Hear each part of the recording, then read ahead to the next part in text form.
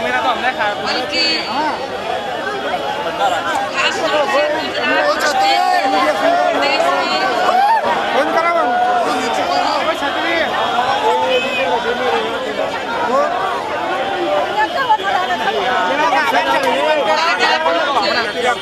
कोई खुशी के मौके पर बल्कि आपका गुजरात और देश में ऊना में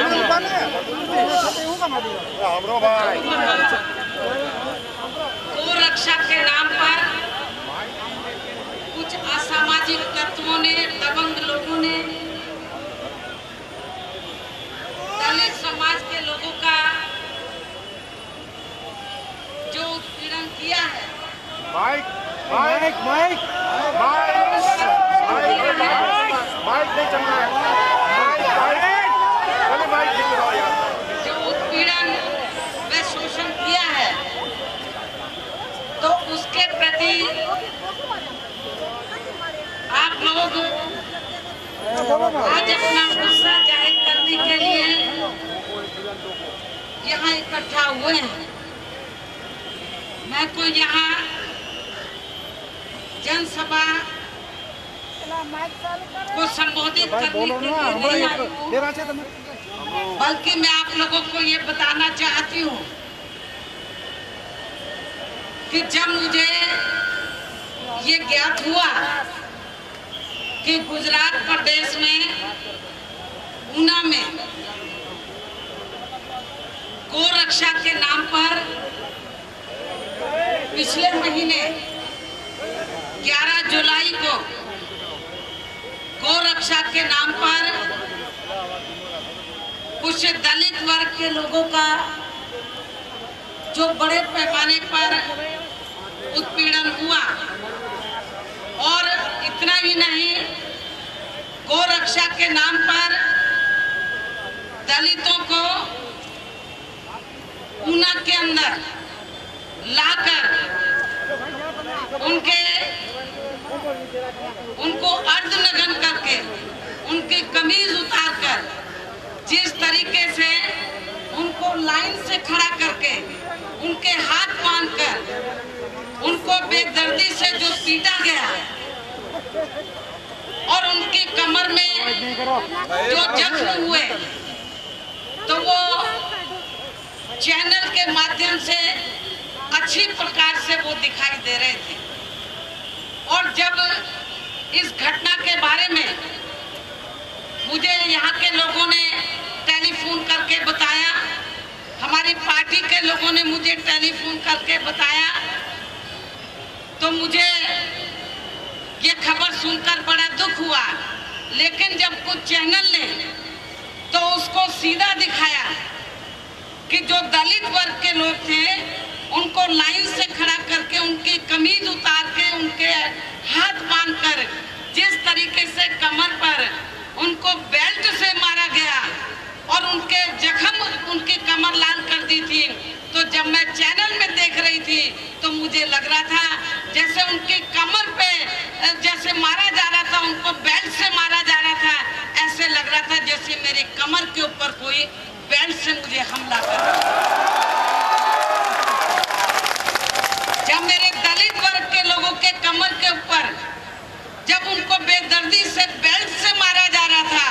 और जब मैंने टीवी के अंदर देखा, चैनल के अंदर देखा, तो मुझे लग रहा था जैसे कोई मेरे कमर के ऊपर मुझे मार रहा है। मुझे बहुत तकलीफ हुई इस घटना को देखकर, मुझे खुद बहुत तकलीफ हुई। और उसके बाद मैंने तुरंत ही तो प्रेस नोट जारी किया और मीडिया में इस घटना की कड़े शब्दों में निंदा की, और यहाँ की सरकार से मांग की कि जो भी इसके दोषी लोग हैं उनके खिलाफ कार्रवाई करनी चाहिए।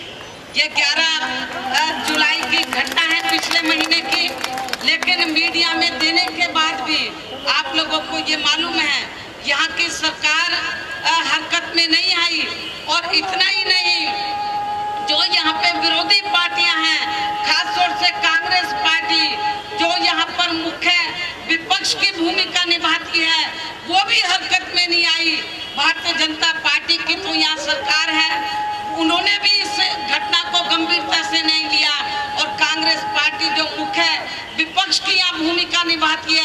जब वो भी हरकत में नहीं आई तो मैंने प्रेस में इस घटना की निंदा की। और इतना ही नहीं, जब पार्लियामेंट का सत्र शुरू हुआ तो मैंने 18 जुलाई को पार्लियामेंट को नहीं चलने दिया और इस मामले को मैंने पार्लियामेंट को नहीं चलने दिया। और जब इस घटना को मैंने पार्लियामेंट के अंदर उठाया तो फिर सरकार हरकत में आई। सारी विरोधी पार्टियां हरकत में आई और फिर यहाँ की सरकार ने तो जो दोषी लोग थे तो उनको पकड़ा। और इस मामले की उनका ये कहना है कि हम CID से हमने जांच के आदेश दे दिए हैं और इनके परिवार के लोगों से वो कुछ सरकार के लोग जाकर मिले और जो जिनकी बेदर्दी से जिनको मारा गया था, जो हॉस्पिटल में एडमिट थे, उनको देखने के लिए तो फिर सरकार के लोग ही नहीं, विरोधी पार्टियों के लोगों का भी इधर तांता लग गया। विरोधी पार्टी के लोग भी इधर आए, नेता लोग आए देखने के लिए कि यहाँ पर क्या हुआ है। लेकिन मैं आप लोगों को ये बताना चाहती हूँ कि जब मुझे इस घटना की जानकारी मिली तो मैंने इस मामले को प्रेस नोट के जरिए मीडिया में इस मामले की मैंने निंदा की। पार्लियामेंट के अंदर मैंने खुद इस मामले को उठाया और उसके बाद मैंने ये फैसला लिया था कि मैं खुद उस स्थल पर जाऊंगी जहां पर ये घटना घटी थी। मैं खुद उस स्थल पर जाऊंगी ऊना में। लेकिन जैसे विरोधियों को, खासतौर से सेंटर में जो बीजेपी के नेतृत्व में सरकार चल रही है, जब उनको मालूम हुआ, यहाँ की सरकार को मालूम हुआ और खासतौर से भारतीय जनता पार्टी को जब मालूम हुआ कि मैं ऊना में आने वाली हूँ, तो उन्होंने एक सोची समझी साजिश के तहत, षड्यंत्र के तहत उत्तर प्रदेश में अपनी पार्टी के ही एक वरिष्ठ नेता, स्टेट के जो उपाध्यक्ष थे श्री दयाशंकर सिंह के द्वारा तो मेरे खिलाफ ऐसी अभद्र भाषा इस्तेमाल की कि पूरे देश के अंदर बवाल मच गया। लोग गुस्से में आ गए, लोग सड़कों पे उतर गए और नतीजा क्या था? भारतीय जनता पार्टी ने इसलिए ये साजिश कराई थी ताकि मैं ऊना में ना आ सकूं। मुझे ऊना में आने से रोकने के लिए तो, और आप पूरे देश में दलितों का ध्यान ऊना कांड से हटाने के लिए, ऊना दलित कांड से हटाने के लिए, तो पूरे देश के दलितों का ध्यान हटाने के लिए इन्होंने जानबूझकर, भारतीय जनता पार्टी के लोगों ने तो वहां पर जिस तरीके के हालात पैदा हुए तो पूरे देश के अंदर जो दलित वर्ग के लोग हैं तो वो लोग बहुत गुस्से में आ गए, जिसके कारण तो मैं ऊना में नहीं आ सकी और मैं उलझ गई। लेकिन फिर भी मैंने ये फैसला लिया कि जैसे हालात थोड़े ठीक होंगे, लोगों का गुस्सा था, लोगों का पूरे देश में, मैंने गुस्सा शांत किया। मैंने अपने लोगों को कहा कि कानून को अपने हाथ में नहीं लेना चाहिए। पूरे देश में लोगों का गुस्सा शांत किया और उसके बाद जब लोगों का गुस्सा शांत हो गया तो फिर मैंने ये फैसला लिया कि अब मुझे गुजरात में जाना चाहिए। जब मैंने यहाँ के स्टेट यूनिट से मालूम किया कि गुजरात में जहाँ पर ये कांड हुआ था तो मैं उधर जाना चाहती हूँ, तो यहाँ के लोगों ने मुझे बताया कि जो गुजरात में जिन लोगों के साथ जाती हुई ऊना में, तो उनमें से 3 परिवार के लोग घर वापिस जा चुके हैं। 4 जो लोग हैं तो उनको जो हॉस्पिटल में एडमिट थे, जिनकी हालत बहुत ज्यादा खराब थी, उनका इलाज होना चाहिए था, लेकिन उनको जब लगा कि लोग इधर आ रहे हैं तो उनको बिना ठीक हुए ही, उनका इलाज पूरा किए बिना ही तो उनको घर भेज दिया। 4 लोगों को, 7 में से 4 लोगों को। तो जब उनकी हालत घर में ज्यादा बिगड़ गई तो फिर उनको अहमदाबाद के यहाँ पर हॉस्पिटल में उनको रेफर किया गया। तो मुझे बताया गया कि 4 लोग इधर अहमदाबाद में लाए गए हैं, 3 लोग अपने घर में वापस चले गए हैं। तो फिर मैंने ये फैसला लिया कि मुझे अहमदाबाद जाकर जो 3 लोग घर में चले गए हैं उनको अहमदाबाद बुला लेंगे। वो चाहेंगे तो इधर आ जाएं, नहीं तो मैं खुद उनके घर में चली जाऊंगी। लेकिन उन्होंने जो 3 परिवार के लोग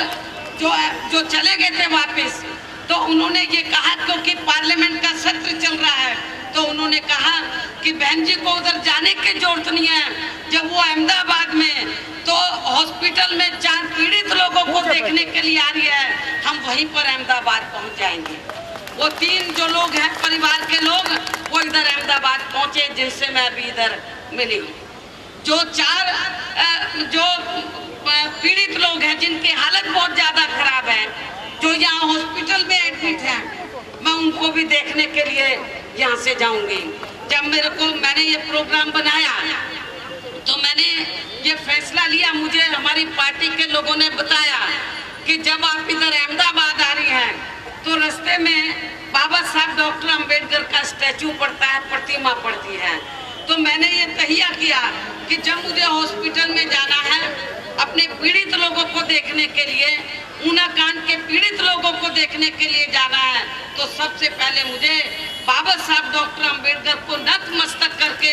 उनको फूल अर्पित करके तब मुझे हॉस्पिटल में जाना चाहिए। तो मैं इधर केवल फूल अर्पित करने के लिए आई थी और उसके बाद मुझे हॉस्पिटल में जाना था। और मैंने अपने लोगों को ये कहा कि उधर ही मैं पीड़ित परिवार के लोगों से भी मिल लूंगी, लेकिन मुझे नहीं मालूम था कि आप लोग इतनी बड़ी तादाद में यहाँ पर इकट्ठा हो जाएंगे। और इसलिए जब आप लोग इधर इकट्ठा हुए हैं तो मैंने ये फैसला लिया कि कुछ चंद बातें मैं आप लोगों के सामने रखना चाहूंगी। मैं आप लोगों को ये बताना चाहती हूँ कि आपके गुजरात प्रदेश में ही नहीं, दलितों के साथ उत्पीड़न हो रहा है, बल्कि पूरे देश के कोने कोने में, हर राज्य के अंदर दलितों के साथ बड़े पैमाने पर उत्पीड़न हो रहा है। वैसे तो पिछड़े वर्ग के लोगों के साथ भी हो रहा है और धार्मिक अल्पसंख्यक समाज में से खासतौर से मुस्लिम समाज के लोगों के साथ भी बड़े पैमाने पर हर स्तर पर उत्पीड़न हो रहा है। और आप लोगों को ये मैं बताना चाहती हूँ कि अंग्रेज तो अपने देश को छोड़कर चले गए, लेकिन अंग्रेजों के जाने के बाद तो जब इस देश के अंदर केंद्र और राज्यों की सत्ता जिन भी पार्टी के हाथ में आई, तो उन्होंने भारतीय संविधान के तहत आप लोगों को मान और सम्मान की जिंदगी व्यतीत करने का मौका नहीं दिया। आप लोगों को मालूम है कि बाबा साहब डॉक्टर अंबेडकर ने काफी कड़ा संघर्ष किया था और काफी कड़ा संघर्ष करने के बाद भारतीय संविधान ने आप लोगों को जिंदगी के हर पहलू में आप लोगों को आगे बढ़ने का मौका दिया। बाबा साहब डॉक्टर अंबेडकर तो अब हमारे बीच में नहीं रहे, उनके बाद फिर मान्यवर श्री कांशीराम जी ने उनकी मूवमेंट को आगे बढ़ाया। लेकिन आप लोगों को मैं बताना चाहती हूँ कि अंग्रेजों के जाने के बाद केंद्र और देश के ज्यादातर राज्यों में ज्यादातर सत्ता कांग्रेस पार्टी के हाथों में रही, लेकिन कांग्रेस पार्टी ने जब आप लोगों को मान और सम्मान की जिंदगी व्यतीत करने का मौका नहीं दिया, तो फिर मान्यवर कांशीराम जी ने बाबा साहब डॉक्टर अंबेडकर की सोच के मुताबिक चलकर 14 अप्रैल सन 1984 को बहुजन समाज पार्टी की नींव डाली। और मैं आप लोगों को बताना चाहती हूँ कि पूरे देश के अंदर कुछ रीजनल पार्टीज भी बनी और भी पार्टियां भी बनी। लोग सोचते थे कि शायद भारतीय जनता पार्टी पावर में आएगी तो जो कांग्रेस ने काम नहीं किया तो शायद ये भी कुछ करेगी। लेकिन दुख के साथ कहना पड़ता है कि कांग्रेस पार्टी के सत्ता में आने के बाद तो पूरे देश में दलितों के साथ उत्पीड़न के मामले में अति हो गई है। केंद्र में बीजेपी के नेतृत्व में सरकार चल रही है, देश के जिन भी राज्यों में बीजेपी के नेतृत्व में सरकार चल रही है, तो वहाँ पूरे देश के अंदर और खास तौर से भाजपा शासित राज्यों में जो दलित वर्ग के लोग हैं, खासकर दलित वर्ग के लोग हैं, उनका हर स्तर पर बड़े पैमाने पर उत्पीड़न किया जा रहा है। इस सेंटर की सरकार को बने हुए 2 साल से ज्यादा का समय हो चुका है। 2 साल के अंदर ज्यादातर समय तक इन्होंने गौ रक्षा के नाम पर सबसे पहले मुसलमानों का उत्पीड़न किया, तो उसके बाद अब इन्होंने पूरे देश में मुसलमानों के साथ साथ दलितों के साथ भी उत्पीड़न करना बंद कर दिया है। अब उत्पीड़न करना बंद करने की बजाय बड़े पैमाने पर शुरू कर दिया है। भारतीय जनता पार्टी के लोग, आरएसएस के लोग, शिवसेना के लोग, इनके अन्य सहयोगी जो संगठन के लोग हैं, वो क्या कहते हैं? वो ये कहते हैं दलित वर्ग के लोगों को गौ रक्षा के नाम पर, हमारे जो दलित वर्ग के लोग हैं तो वो कोई गाय की हत्या नहीं करते हैं, वो गाय को मारते नहीं हैं। तो पुश्तैनी इनका काम चला रहा है कि जिस गाय को ये लोग अपनी माता कहते हैं, तो मरने के बाद उसका ठीक ढंग से दाह संस्कार करने की बजाय दलितों के हवाले कर वैसे उनको माता कहते हैं। आप लोगों ने गाय को देखा है, गली गली में घूमती रहती है, खराब हालत होती है उनको पेट भर के खाना भी नहीं मिलता है। ये गौ माता कहने वाले लोग जब वो मर जाती हैं तो दलितों के हवाले कर देते हैं कि इनका चमड़ा उतार दो, इनका दाह संस्कार कर दो। लेकिन मैं आप लोगों को ये बताना चाहती हूँ, खास तौर से यदि भारतीय जनता पार्टी के लोगों को दलितों के प्रति थोड़ा भी इनके प्रति सम्मान होता तो बीजेपी के लोग उत्तर प्रदेश की तरह मेरी सरकार ने वहां पर दलितों को ये काम नहीं करने दिया। मेरी सरकार ने जो गरीब लोग थे, बेरोजगार लोग थे, सरकार के पास जो खेती करने के लिए सरकारी जमीन पड़ी थी उसके 3-3 एकड़ के पट्टे काट के हमने भूमिहीन लोगों को खेती करने के लिए फ्री दी। इसलिए मेरा बीजेपी की सरकार से ये कहना है, यदि आप सही मायने में दलितों के हितैषी हैं, जैन का काम छुड़ाएं आप लोग और इनको रोटी रोजी के साधन दें और उनको गुजरात के अंदर जो खेती करने के लिए सरकारी जमीन खाली पड़ी है उनके 3-3, 4-4 एकड़ के पट्टे काट के इनको खेती करने के लिए। लेकिन ऐसा करने की बजाय तो इन्होंने आप लोगों के ऊपर उत्पीड़न करना शुरू कर दिया है दलित। और इतना ही नहीं, पूरे देश में तो अकेले दलितों के साथ ही नहीं, अन्य पिछड़े वर्ग के साथ, मुस्लिम समाज के साथ, अपर कास्ट में से गरीब लोगों के साथ इनका बड़े पैमाने पर उत्पीड़न हो रहा है। और मैं आप लोगों को ये बताना चाहती हूँ, आप सब लोग बाबा साहब डॉक्टर अंबेडकर के अनुयायी हैं। आप लोग चाहते हैं कि आप लोग मान और सम्मान की जिंदगी व्यतीत करें, तो आज मैं आप लोगों को बताना चाहती हूँ, यदि आप लोग चाहते हैं कि मान और सम्मान की जिंदगी व्यतीत करने का मौका मिले तो आप लोगों को अब केंद्र और राज्यों में, अपने गुजरात स्टेट में भी तो दलितों के साथ साथ पिछड़ों को भी, मुसलमानों को भी, अपर कास्ट में से जो गरीब लोग हैं उनको इकट्ठा करके गुजरात प्रदेश में भी राजनीतिक सत्ता की मास्टर चाबी आप लोगों को। और मैं आप लोगों को ये बताना चाहती हूँ, आज मैं आप लोगों को कहना चाहती हूँ,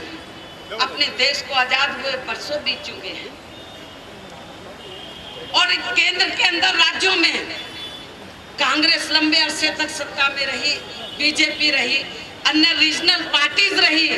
लेकिन क्या आप लोगों की सामाजिक आर्थिक स्थिति में सुधार आया है? तो इसलिए मेरा आप लोगों को ये कहना है, यदि आप लोग चाहते हैं अपनी सामाजिक और आर्थिक स्थिति में सुधार लाना, तो आप लोगों को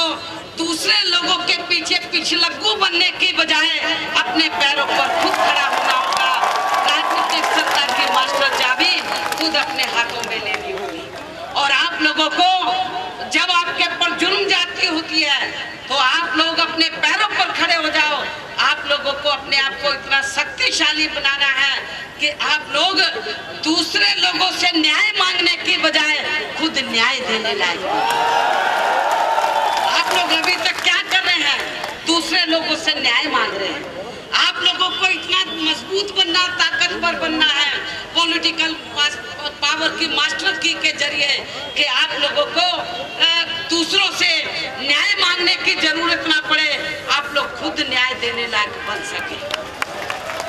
आप लोग ऊना दलित कांड को लेकर क्या भारतीय जनता पार्टी की सरकार से आप लोग न्याय मांग रहे हैं, लेकिन मुझे नहीं लगता है कि जल्दी से आप लोगों को ये लोग न्याय दे पाएंगे। ऐसे बहुत से पूरे देश में कांड हुए हैं,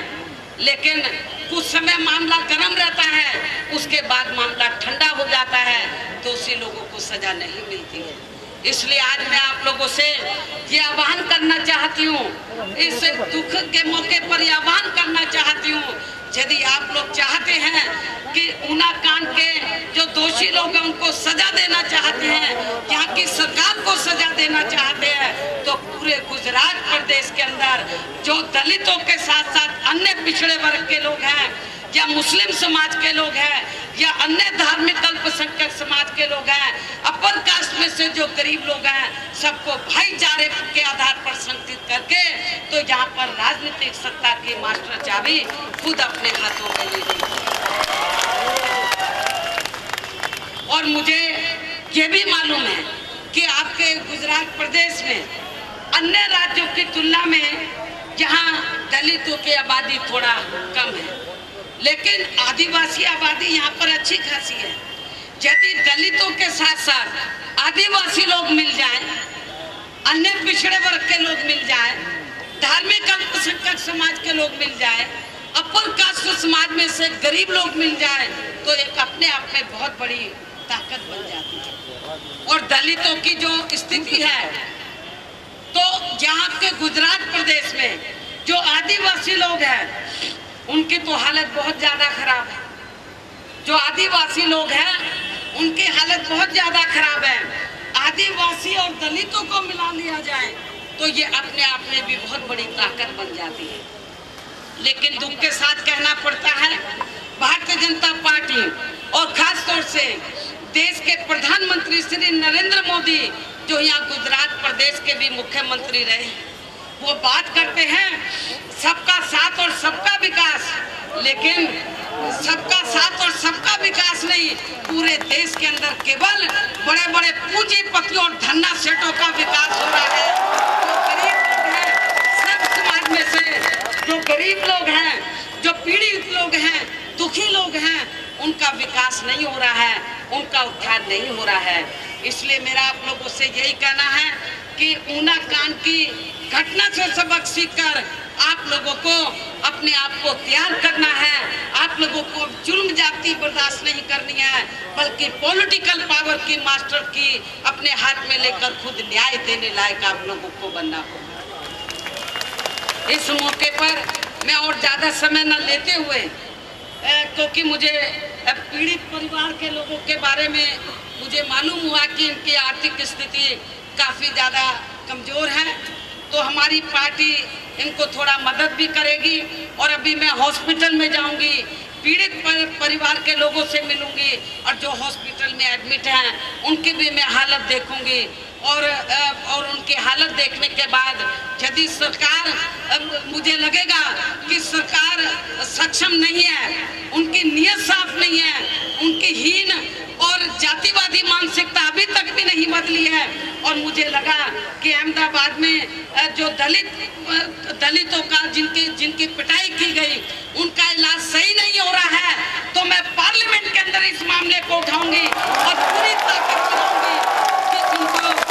दिल्ली रेफर किया जाए। और यदि सरकार नहीं करती है तो हमारी पार्टी स्तर पर फिर उनका पूरा इलाज कराएगी और पूरा प्रयास करेगी कि वो ठीक हो। पहले हम सरकार से रिक्वेस्ट करेंगे, सरकार यदि ध्यान नहीं देती है तो हमारी पार्टी अपने स्तर पर तो उनका फ्री इलाज कराएगी। मैं इन्हीं लफ्जों के साथ अब मैं आप लोगों का और ज्यादा समय न लेते हुए आप लोगों से रजा लेती हूँ। जय भीम, जय भारत।